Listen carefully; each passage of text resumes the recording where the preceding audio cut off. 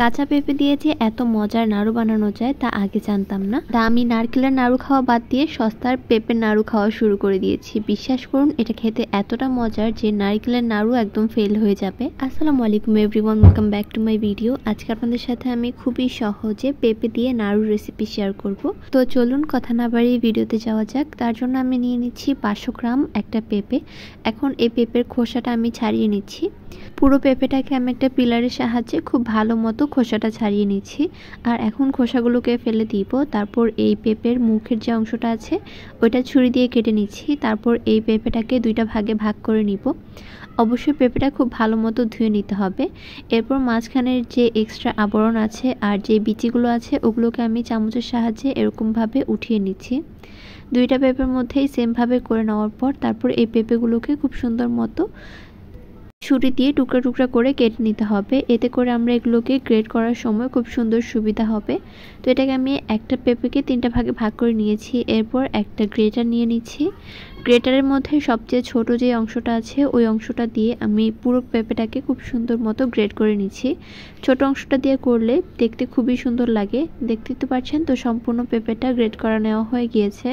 এখন আমি একটা বাটি নিয়ে নিচ্ছি, তার মধ্যে 1 কাপ পরিমাণে পানি দিয়ে দিচ্ছি। এখন এই পানির মধ্যে যে গ্রেট করে নেওয়া পেঁপেটা আছে ওগুলো দিয়ে দিচ্ছি। তার মধ্যে কিছুটা পরিমাণে পানি দিয়ে দিচ্ছি। এখন এগুলোকে খুব ভালো মতো একটু কষলে ধুয়ে নিতে হবে।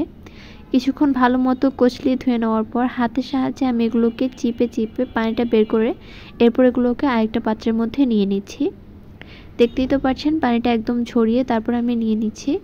এখন চুলা একটা প্যান দিয়ে দিচ্ছি। ওই প্যানের মধ্যে এই পেঁপেগুলোকে দিয়ে দিয়েছিলাম। তারপর এর মধ্যে দিয়ে দিচ্ছি 1/2 চা চামচ পরিমাণে লবণ। তো লবণটা পেঁপের সাথে খুব ভালো মতো মিশিয়ে নেওয়ার পর এর মধ্যে আমি 2 কাপ পরিমাণে পানি দিয়ে দিচ্ছি।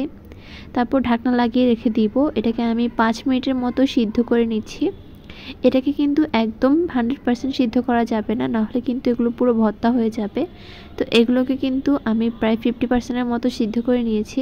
একটু ঝরঝরা টাইপেরই থাকবে আর ভিতর দিক দিয়ে একটু সিদ্ধ হবে।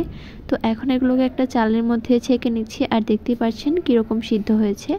এখন চুলায় আরেকটা প্যান বসিয়ে দিচ্ছি। তারপর এর মধ্যে দিয়ে দিচ্ছি 1 কাপ পরিমাণে চিনি। এখন দিয়ে দিচ্ছি ছোট টুকরা করে নেওয়া দারচিনি কয়েকটা, আর দিয়ে দিচ্ছি কয়েকটা এলাচ, আর দিয়ে দিব কয়েকটা লবঙ্গ। আপনারা চাইলে এর মধ্যে তেজপাতাও দিতে পারেন। পছন্দ অনুযায়ী যে কোনো ধরনের মশলাই কিন্তু এখানে দেওয়া যাবে। তো চুলার আঁচ মিডিয়াম টু লোয়ে রেখে এটাকে জাল করে নিতে হবে।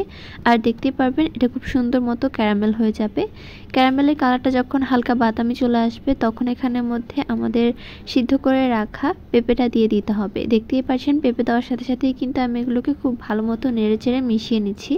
এরপর ক্যামেরা অফ করে পুরোটাকে খুব ভালো মতো মিশিয়ে নিয়েছি। আর দেখুন কালারটা কতটা সুন্দর এসেছে।